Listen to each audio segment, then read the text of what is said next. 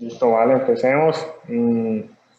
Entonces, pues, un pequeño preámbulo de mi trayectoria. Pues yo soy ingeniero mecatrónico, pues tengo una especialización en sistemas gerenciales de ingeniería y soy candidato a magíster en ingeniería. He trabajado 3 años en el desarrollo de proyectos de automatización y control y pues ya llevo más de 6 años trabajando con sistemas de simulación en tiempo real, específicamente, pues como decía Clemencia, con la marca Opal RT. Entonces, pues dando inicio al core de la charla, pues vamos a ver qué ha pasado con las redes eléctricas en los últimos años. Principalmente en el caso colombiano vemos que pues había un flujo que iba desde la generación hasta los consumidores, ¿cierto? En su mayoría en Colombia, pues esas plantas eran centrales hidroeléctricas o centrales térmicas, pero pues bueno, afortunadamente hemos aprendido a aprovechar otros recursos que son mucho más renovables, como por ejemplo las plantas solares y eólicas. Pero pues esto trae cosas muy buenas, pues como que tenemos más fuentes de energía y viene con sus problemas debajo del brazo. Entonces, algunas de estas situaciones con las que hay que lidiar es que son fuentes de generación que tienen alta variabilidad. Es decir, que en periodos intrahorarios se puede presentar un cambio bastante grande en la capacidad de generación de estos sistemas.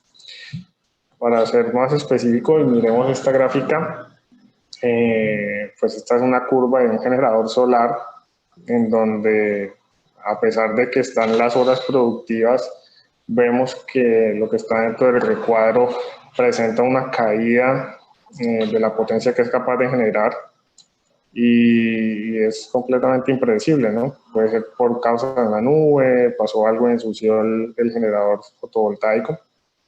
Entonces, pues es un reto para mantener la estabilidad de la red, sabiendo que estamos tratando de aprovechar recursos que tienen este tipo de condiciones.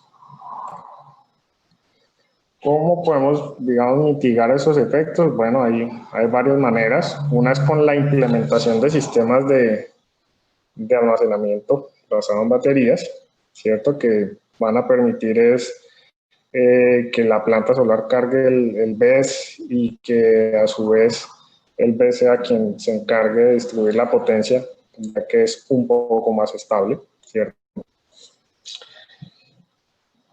Y después el otro cambio complejo es que pues ya quienes antes eran solamente consumidores, pues ahora son prosumidores, así que en algunas ocasiones generan, en algunas ocasiones consumen. Eso hace pues que la dinámica de los flujos pues sea un poco más activa, los flujos de potencia, y que los esquemas de protección y control tengan que tener una mejor preparación para afrontar pues este tipo de sistemas. Ahí podemos hablar, por ejemplo, de un tema que está ahorita a la vanguardia, que son las protecciones adaptivas, es decir, que basados en la situación actual de la red, si el consumidor está consumiendo, si el consumidor está entregando, si el banco de baterías está siendo cargado o se está descargando, las protecciones van a tener que tener unos set points que permitan que el sistema opere correctamente en una condición o en la otra, pero no quiere decir que los set points sean iguales en ambas condiciones. Entonces, pues como ven, estos cambios que pues, son, pues no son pequeños, es decir, son cambios de alguna manera disruptivos, pues traen muchos retos nuevos al desafío de mantener un sistema de potencia estable. Y después, en las subestaciones, antes solamente nos preocupábamos de la subestación por ser o los elementos físicos de patio, ¿sí? Nos preocupábamos de que físicamente los transformadores estuvieran bien, que el cableado estuviera bien, ¿cierto? Pero ahorita, con la integración masiva de las telecomunicaciones en la industria eléctrica, ¿cierto? Ya hay que preocuparse de cosas mucho más abstractas. Por ejemplo, pues la tendencia ahorita de la implementación del estándar 61850 pues nos obliga a que haya una definición lógica de la subestación, de que tengamos que hacer una configuración de cada dispositivo para saber con qué otro dispositivo va a compartir información, para saber qué señales va a reportar cada dispositivo a los diferentes niveles de supervisión que puede existir en las subestaciones eléctricas.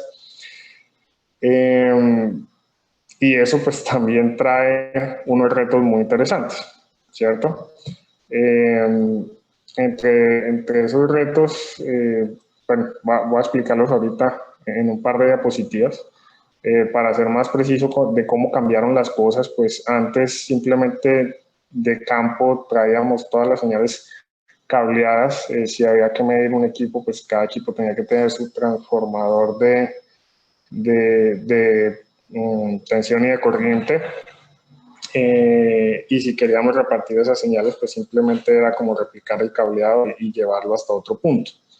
Sí, pero ahorita, bueno, ¿y quién hacía el mantenimiento o la supervisión? Pues el ingeniero que estaba ahí en la subestación eléctrica. Pero nosotros pasamos de eso a esto, en el cual primero ya los equipos pues tendrán sus transformadores de medición que irán a alimentar merging units, que en un futuro seguramente van a desaparecer, pues porque los transformadores van a entregar el protocolo 61850 South Value directamente. Pero pues una etapa intermedia es lo que vemos ahorita, donde se usan merging units para obtener la medición. La entregamos a los gabinetes de control por medio de un cable de fibra óptica, ahorrando pues mucho espacio.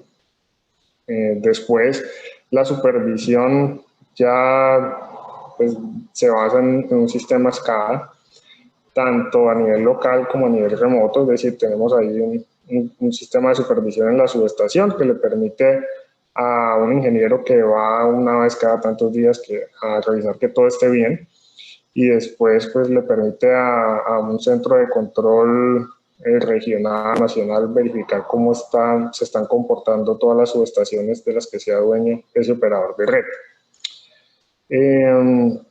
Pero entonces, con esos cambios que acabo de mencionar, pues pasan unas cosas muy interesantes, y es que ya quienes van a estar encargados de hacer el mantenimiento, de asegurar el buen funcionamiento de estas subestaciones, pues tienen que tener un conocimiento muy grande en protocolos de comunicación, entender cómo funcionan las comunicaciones industriales y las telecomunicaciones, porque hacer un troubleshooting es mucho más complejo. Ya vamos a ver por qué.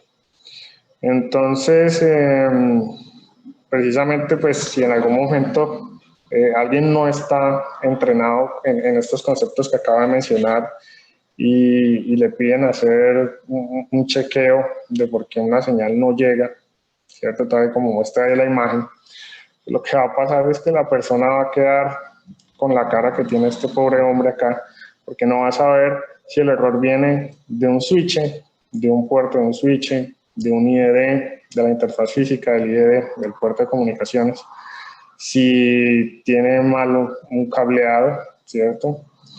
O si el error puede estar en la RTU. Entonces, una vez más lo repito, tenemos cambios que están aportando cosas muy buenas a las subestaciones, a mantener una resiliencia del sistema eléctrico, pero viene cargado de muchos retos. Y entonces empezamos a pensar, bueno, ¿y qué herramientas vamos a tener para afrontar esto? ¿Cierto? Ahí es donde entra este concepto que es muy interesante, que es el de simulación en tiempo real. ¿Qué es la simulación en tiempo real? Solo para aclarar, es una simulación que no corre ni más rápido ni más despacio de lo que ocurre un fenómeno real. Si hablamos en el caso de temperatura, pues el tiempo real está en el tiempo de segundos, porque pues, la temperatura no varía tan rápido, tiene una inercia bastante alta. pero en los sistemas eléctricos es una cosa completamente diferente. En los sistemas eléctricos, pues las señales cambian a velocidades de milisegundos, ¿cierto? Y cuando hablamos de electrónica de potencia hablamos de velocidades de microsegundos. Entonces, pues lograr una simulación en tiempo real consiste en que el dispositivo que está haciendo los cálculos del modelo sea capaz de ejecutar los cálculos en tiempos menores de los que representan el fenómeno real, pero tenga una etapa de sincronización de tiempo para que no vaya más rápido. La simulación en tiempo real pues, se diferencia de la simulación offline en el sentido de que la simulación offline solamente es un software y cuando hablamos de simulación en tiempo real pues hablamos de un hardware en el que va a correr el modelo. Evidentemente vamos a seguir usando un PC, pero solamente con el fin de hacer supervisión de cómo están las señales del modelo. Y esto nos permite finalmente emular el comportamiento de un sistema, llámese una subestación, llámese un dispositivo que estemos creando, un inversor, un relé de protección, para así poder hacer pruebas de otros dispositivos que se integren a ese sistema sin poner en riesgo la salud de lo que estamos simulando. ¿Cierto? Un poquito más explicado es este concepto que está muy de moda, que es Digital Twin. Qué pena con ustedes. En el que simplemente el sistema pues se emula, se transforma en un lenguaje que sea pues, fácil de interpretar por una máquina, o sea, se modela, se carga en la máquina y la máquina es capaz de replicar el comportamiento de ese sistema. ¿Para qué? Para así poder poner a interactuar ese sistema con dispositivos físicos que ya existan, es decir, yo ya tengo una subestación con los equipos de patio y quiero probar los nuevos equipos de control que compré para mi subestación. Entonces yo puedo tener una emulación de ese sistema de la subestación y los equipos de patio y probar que los relés me vayan a funcionar bien, que las PMU me vayan a funcionar bien, si tengo esquemas de separación de áreas, que eso me vaya a funcionar bien, sin poner en riesgo esa simulación, esa subestación que estoy simulando, porque finalmente es solo una simulación, pero la ventaja es que los equipos que estoy sometiendo a prueba no saben que están conectados a una simulación. Entonces también me asegura a mí poder tener muy claramente cómo me van a funcionar esos equipos una vez estén puestos en la subestación real. Entonces hay 4 conceptos muy conocidos de simulación en tiempo real.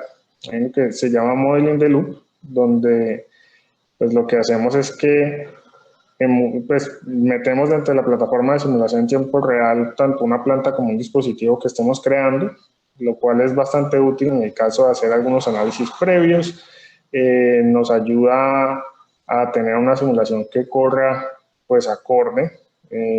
Esto pues para las personas que han trabajado con modelos en MATLAB o que desarrollan algoritmos de inversores, pues se darán cuenta que dependiendo del computador que tengan, simular un minuto de tu algoritmo o de todo el hardware que tengas ahí implementado, pues puede tardar alrededor de 5 minutos o más. Y pues si yo quiero hacer una simulación de 10 minutos, pues es una cosa eterna. Entonces aquí estamos asegurándonos que un minuto corresponda con un minuto de la vida real. Y después, algo que ya es mucho más interesante es Hardware in the Loop, donde pues vamos a hacer lo que estaba mencionando, ¿no? Tener una parte del sistema simulado y tener unos controladores que van a trabajar ahí con ese sistema que está simulado para ver cómo sería la interacción. Entonces, ¿cómo se puede utilizar el hardware in the loop? Aquí, por ejemplo, en el comisionamiento de coordinación de protecciones. Entonces, si yo quiero ver si un sistema está bien coordinado, y aquí hago un énfasis en que no me interesa saber si el relé está siguiendo simplemente una curva, sino que yo quiero ver que todas las protecciones pues tengan una buena selectividad, pues yo puedo utilizar un esquema como el que aparece acá.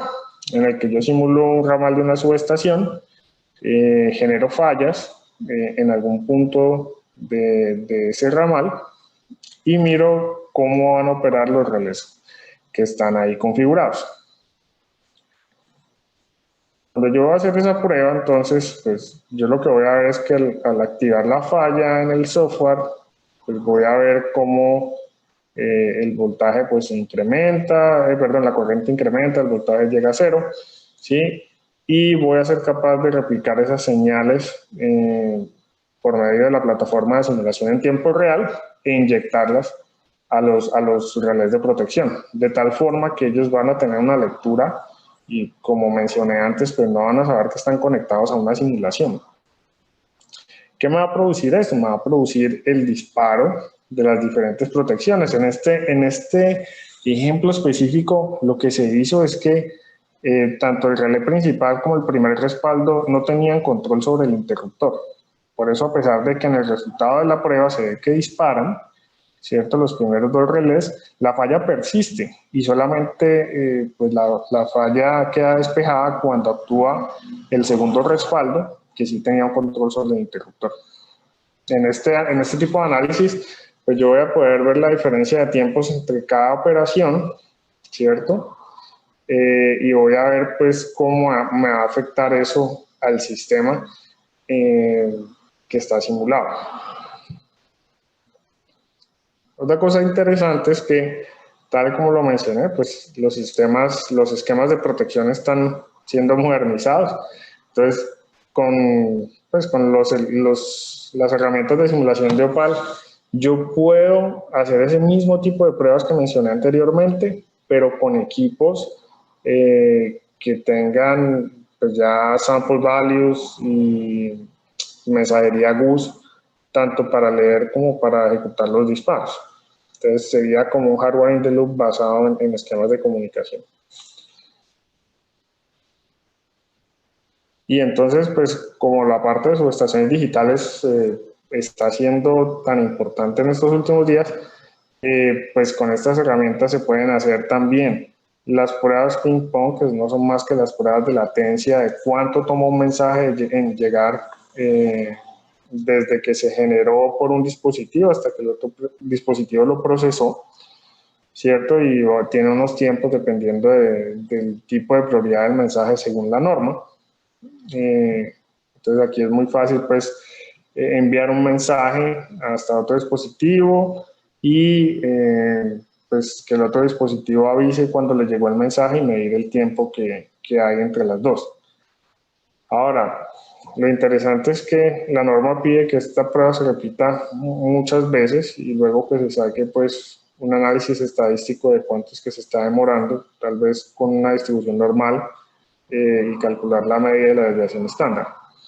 Las herramientas de Opal, entre las cosas interesantes que tienen, es que tienen un sistema de automatización de pruebas, en el cual pues yo le puedo decir que repito esa prueba 1000 veces, me voy a descansar un rato y cuando regreso ya tengo el resultado de todas las pruebas. Entonces es una cosa muy buena. Otra cosa interesante es que el protocolo de comunicación, el 61850 sample values, tiene unos bits que determinan si la señal tiene buena o tiene mala calidad. Y eso es importante porque si la calidad de la señal no es confiable, pues uno no sabe cuál es a ciencia cierta cómo debería operar el dispositivo. Entonces, por ejemplo, aquí hay 3 relés de protección en una prueba que hicieron. Y en el punto pues que está aquí señalado en negro, voy a activar el puntero. En este punto de acá se alteraron los bits de calidad de la señal a propósito, ¿cierto? Entonces en este periodo de tiempo pues no se sabe si lo que está leyendo es fiel o no es fiel. Y pues a pesar de que aquí había una falla y los relés dispararon, cuando detectan la ausencia de los bits de calidad, pues cada uno hizo una cosa diferente. Este, por ejemplo, pues quitó el disparo, lo mantuvo bastante tiempo y luego cuando volvió la calidad volvió y disparó. Este, por ejemplo, el relé B, lo que hizo fue quitar el disparo por un pequeño instante y luego volvió a disparar y el relé C pues tuvo como un comportamiento intermedio. ¿Cuál es el comportamiento correcto? No sé, no sé. Eso depende de lo que cada persona quiera tener en su sistema, pero sí sería muy importante que pudiéramos evaluar esas condiciones antes de que la subestación entre en operación.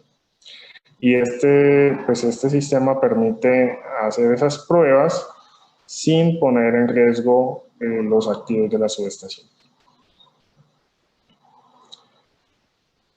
Después también nos puede servir para validar que las merging units funcionen bien, es decir, que podamos generar unas señales e inyectarlas a las merging units y observar que el comportamiento de la señal de la merging unit concuerde con el comportamiento de la señal que se ingresó al equipo, ¿cierto? No deberíamos esperar que haya diferencias en amplitud. Evidentemente habrá un pequeño desfase de tiempo, me imagino que máximo de milisegundos, que no debe ser más que eso. Pero pues también con las herramientas de cual podemos validar cuánto es ese desfase y si existen desfases de amplitud.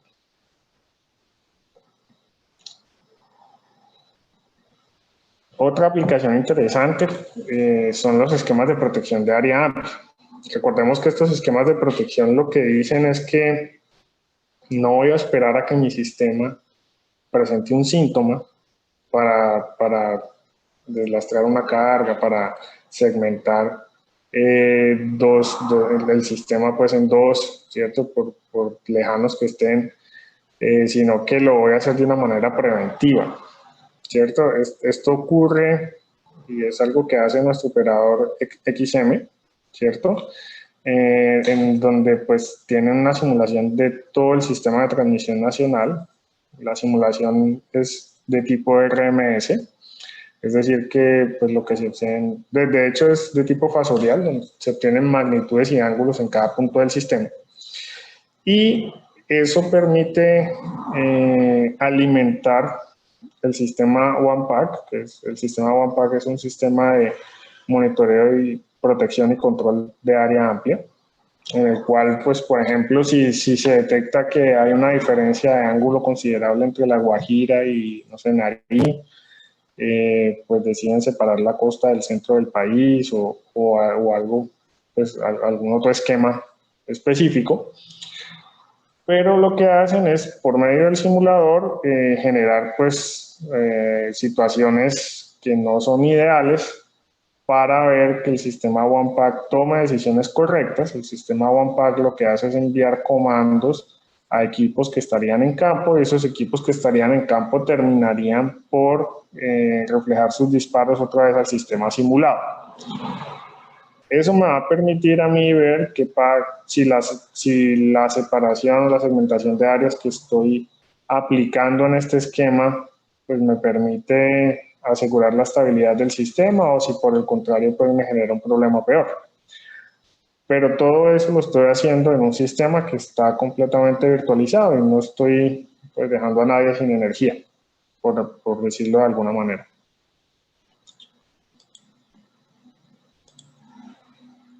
Finalmente hay otro concepto importante que se llama Rapid Control Prototyping y en este esquema lo que tenemos es un dispositivo de control que estemos desarrollando conectado a una planta real.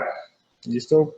Por ejemplo, puedo desarrollar yo mismo una PMU y tenerla ahí pues simulada y conectarla a la red eléctrica y ver que pues, la PMU que tengo ahí simulada pues finalmente mida lo que tiene que medir, me entregue los valores en el protocolo bien, como una validación previa antes de mandarlo a construir. Curiosamente hay que tener en cuenta que los errores aparecen en una gran cantidad en el proceso de diseño, ¿cierto? Y el costo de corregirlos en esa etapa del proceso pues es muy barato y pues la idea es que aparezcan muy pocos errores una vez ya esté hecha la implementación.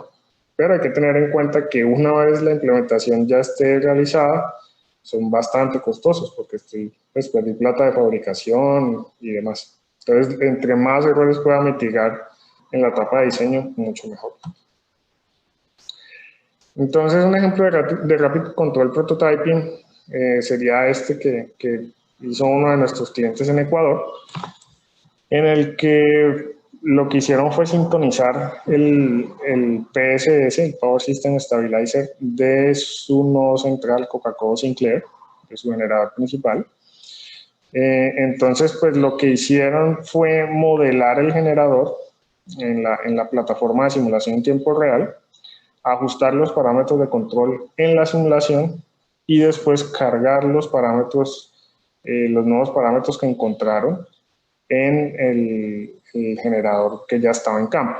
Entonces, un poquito de cómo se veía la acción en la estabilización de la frecuencia.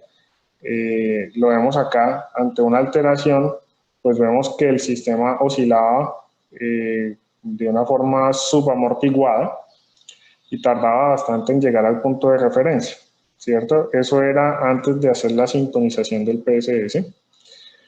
Y después de que ya encontraron unos parámetros mejores para este controlador, entonces vemos que ante una perturbación, el sistema converge mucho más rápido. De hecho, ahí vemos un comportamiento aún así subamortiguado porque tiene un sobreimpulso, pero después ya vemos que el sistema se estabiliza en el valor deseado.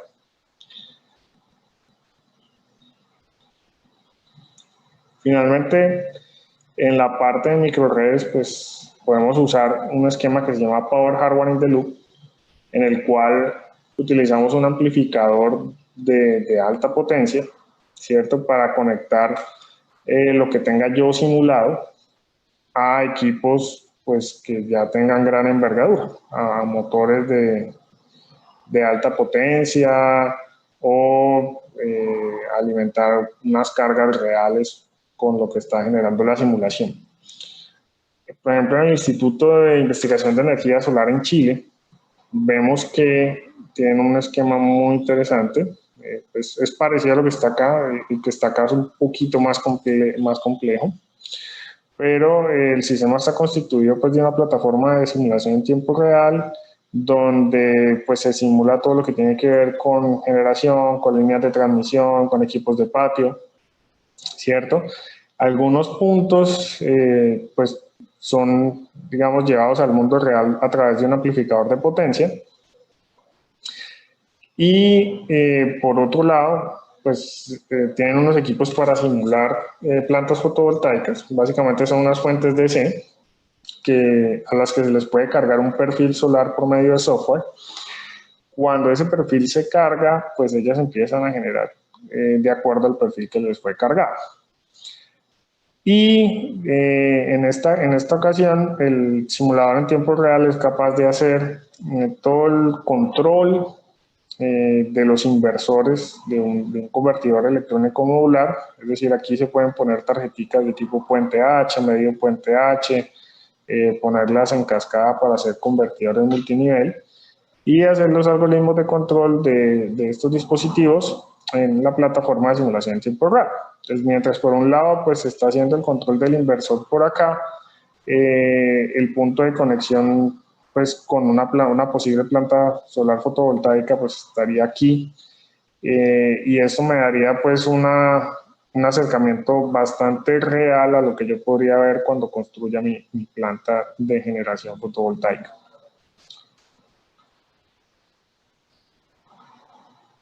Entonces, pues enfatizando un poquito más en las soluciones de Opal, les voy a mostrar cómo están constituidas y hablar un poquito tanto de su hardware como de su software. Entonces, pues las soluciones de Opal, como decían en el video que pusimos en la introducción, pues lo que hacen es usar software comercial, procesadores comerciales, FPGAs comerciales, ¿cierto? Y la mayor parte de su desarrollo está en las aplicaciones de software. ¿Esto que permite? Pues que la simulación en tiempo real cumpla el objetivo que han sembrado los dueños de Opal, y es que cada persona pueda tener un simulador en su escritorio algún día. Es decir, que esto no sea algo demasiado costoso, sino que se pueda, digamos, democratizar un poquito el uso de la simulación en tiempo real. ¿Cómo están constituidos? Básicamente, las soluciones de Opal son un computador industrial, ¿cierto? Que tiene pues procesadores de múltiples núcleos de procesamiento. Nosotros usamos actualmente procesadores Intel Xeon y una FPGA que se encarga pues del dominio de las tarjetas de entrada y salida que tiene la plataforma, pero también pueden permitir que dentro de la FPGA se simule una parte del modelo. Para los que conocen un poquito más de FPGAs y de dispositivos electrónicos, pues las FPGA funcionan mucho más rápido que un procesador porque básicamente son programaciones de conexiones de hardware en las que el sistema pues no piensa, sino que al conectarse las compuertas pues ponen una salida basadas en una entrada. ¿Okay? Entonces, para la parte de simulación de convertidores de potencia es mucho mejor simular en la FPGA, en especial porque las demandas de capacidad de simulación son mayores. Un convertidor de potencia debe ser simulado con tiempos menores a un microsegundo. O sea, que estamos hablando de nanosegundos, 500 nanosegundos, 700 nanosegundos. Entonces, para eso es mejor utilizar la FPGA del sistema. Entre las plataformas de hardware que tiene Opal, pues está esta OP4510, una plataforma que me parece a mí muy buena para un nivel introductorio. Y cuando digo, pues, con la de empezar, sin embargo, puede ser bastante poderosa. Nosotros estimamos que hacer simulaciones de tipo EMT, es decir, pues que veamos la forma de onda de la simulación, tenga 30 nodos trifásicos en un núcleo de procesamiento. Eso quiere decir que esta plataforma que tiene 4 núcleos de procesamiento, bueno, podría tener entre 90 y 75, entre 25 y 30 nodos trifásicos, porque un núcleo se usa pues para el procesamiento del sistema operativo. Los otros 3 sí son completamente dedicados a la ejecución del modelo.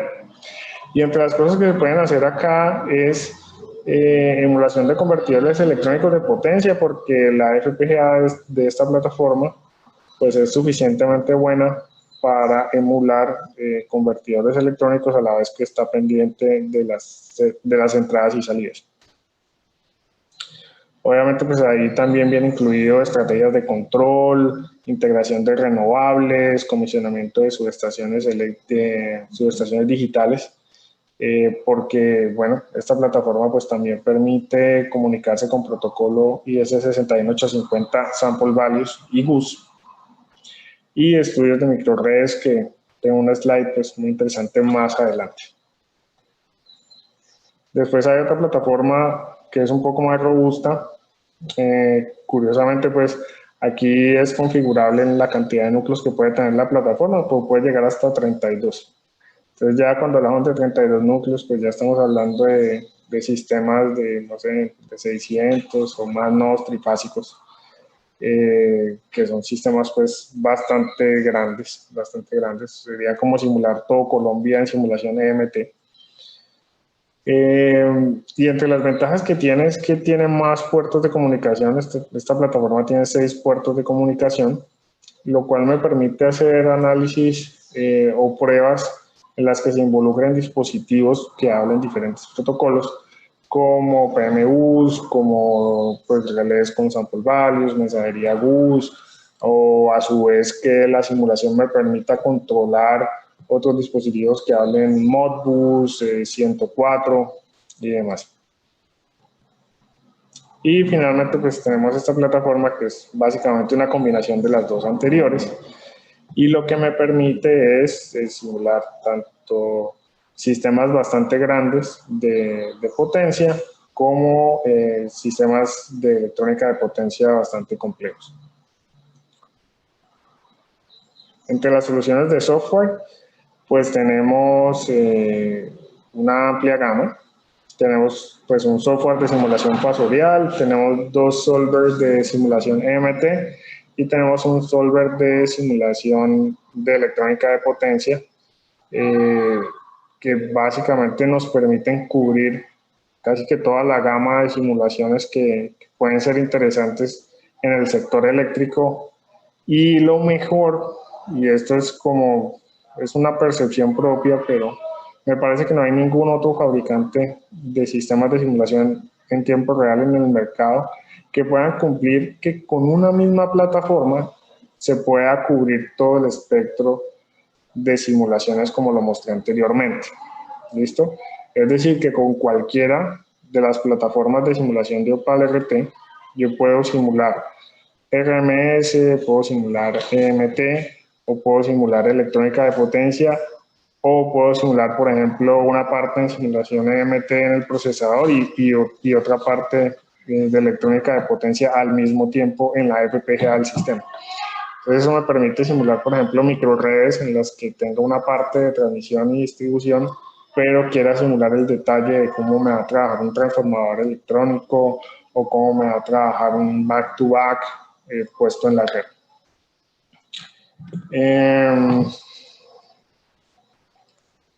Otra cosa muy interesante que tienen estas plataformas es precisamente que soportan una gran variedad de protocolos de comunicación. Entonces me es posible comunicarme, que mi simulación se comunique con otros sistemas SCADA, que se comunique con PMUs, que se comunique con relés, que se comunique con otros dispositivos que hablen Modbus, Profibus, que se comuniquen por 104. Y aparte, pues el proveedor es bastante abierto a desarrollar nuevos protocolos de comunicación. Para concluir un poquito, entonces, de las cosas interesantes que tiene la plataforma y que precisamente nos ayudan con estos retos que mencionamos al principio, es que, primero, es una herramienta que nos permite simular diferentes escenarios de los que precisamente están siendo ahorita tendencia. Es decir, que yo puedo tener una simulación con una parte de un sistema eléctrico tradicional, pero que a su vez me permita ver cómo va a funcionar el sistema ante la integración de energía eólica, ante la integración de energía solar fotovoltaica, cómo me va a funcionar la parte de las baterías, qué pasa si hay mucho sol, qué pasa si es intermitente, qué controles tengo que poner yo en los generadores síncronos para poder tener un buen respaldo ante esas caídas de tensión, o cómo tengo que integrar fuentes como los sistemas de almacenamiento basados en baterías para que precisamente me colaboren en la regulación de tensión o que me puedan servir como una fuente despachable, porque recordemos que tanto la solar como la eólica pues no son despachables, sino que son fuentes de corriente que a medida que haya más viento, más sol, pues aportan más o menos al sistema. También es muy interesante que tenemos integración con LabVIEW, entonces nos permite que aunque lo que haya detrás de esta situación sea un modelo de MATLAB, pues yo pueda tener una interfaz bastante simple y elegante para compartir los resultados de mi desarrollo con otras personas.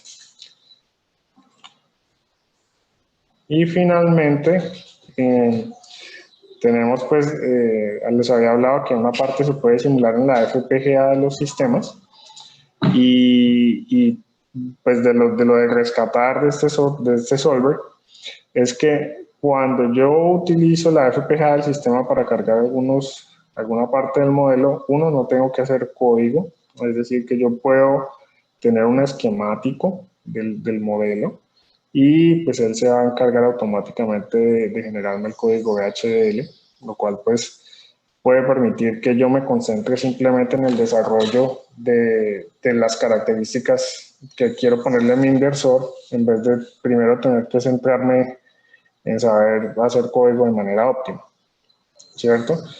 Y lo otro es que pues puedo tener una parte de la simulación corriendo en la CPU del simulador en tiempo real, del procesador, y esa parte pues puede contener todos los sistemas de generación, las líneas de transmisión, transformadores, cargas y otros elementos, mientras que en la FPGA, digamos, puedo tener el detalle de lo que son los convertidores de potencia, que pues me van a permitir, no sé, utilizar un inversor para regular tensión, para controlar flujos de corriente y otras cosas pues que puedan aparecer ahorita en las redes eléctricas. Entonces, pues para poder que tengamos siquiera 10 minutos de preguntas, pues aquí concluye la presentación.